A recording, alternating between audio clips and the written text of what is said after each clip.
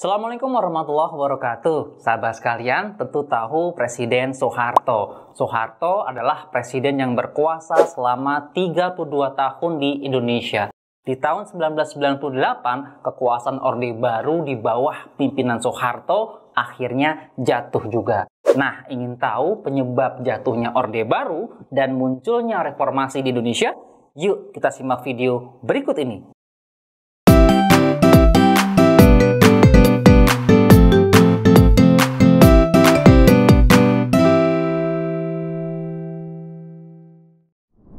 Nah, sahabat sekalian, kekuasaan Orde Baru selama 32 tahun akhirnya runtuh juga di tahun 1998. Nah, sekarang apa sih yang melatar belakangi runtuhnya Orde Baru? Yang pertama, krisis moneter. Pada tahun 1997 terjadi krisis moneter di kawasan Asia, yaitu penurunan nilai tukar mata uang negara-negara di Asia terhadap dolar Amerika Serikat. Nilai tukar rupiah turun terhadap dolar Amerika Serikat dari 2.500 rupiah per 1 dolar Amerika Serikat menjadi lebih dari 15.000 rupiah. Penurunan ini berdampak pada sektor industri dan perbankan. Banyak perusahaan yang bangkrut dan akibatnya banyak terjadi PHK massal. Yang kedua, praktek kolusi, korupsi, dan nepotisme. Yang ketiga, pemerintahan yang otoriter. Nah, selama 32 tahun pemerintahan Orde Baru, kehidupan demokrasi di Indonesia dapat dikatakan tidak berkembang. Sebagai contoh, adanya ketidakbebasan dalam berpendapat. Nah, sahabat sekalian, krisis ekonomi, politik, hukum, dan semakin berkembangnya KKN dalam pemerintahan Orde Baru menimbulkan ketidakpercayaan rakyat terhadap pemerintah. Sehingga gerakan reformasi menuntut perubahan terjadi di berbagai wilayah di Indonesia. Sahabat sekalian, krisis ekonomi dan politik akhirnya membuat mahasiswa turun ke jalan untuk menuntut adanya perubahan. Nah, ada beberapa peristiwa menjelang kejatuhan Orde Baru.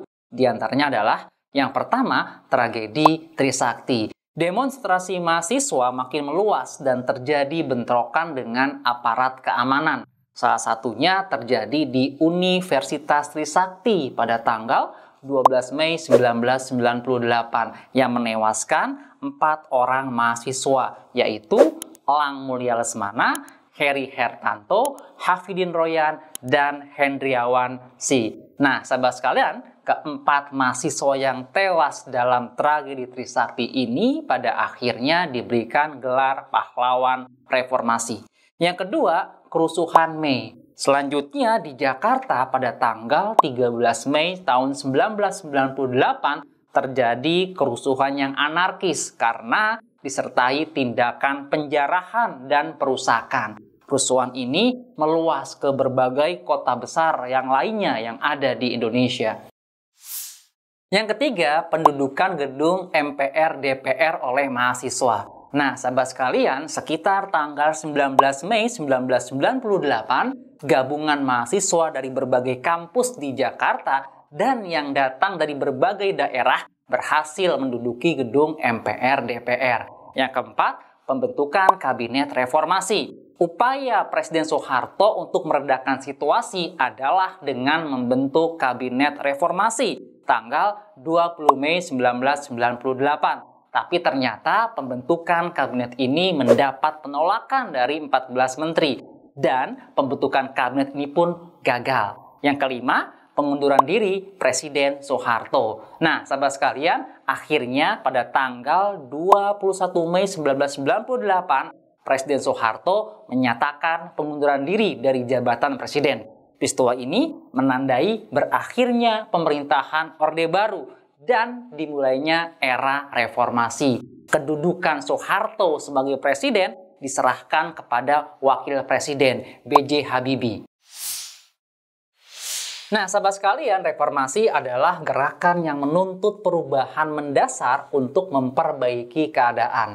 Ada 6 agenda reformasi yang dicanangkan oleh mahasiswa. Di antaranya adalah yang pertama, adili Soeharto dan kroni-kroninya. Yang kedua, amandemen UUD 1945. Yang ketiga, hapus dwifungsi ABRI. Yang keempat, otonomi daerah yang seluas-luasnya. Yang kelima, penegakan atau supremasi hukum. Dan yang keenam, pemberantasan korupsi, kolusi, dan nepotisme.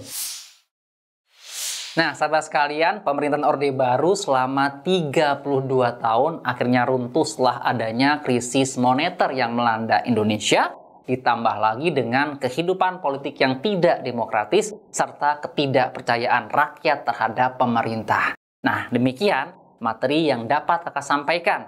Semoga bermanfaat, terus belajar, jaga kesehatan, dan tetap semangat ya. Assalamualaikum warahmatullahi wabarakatuh.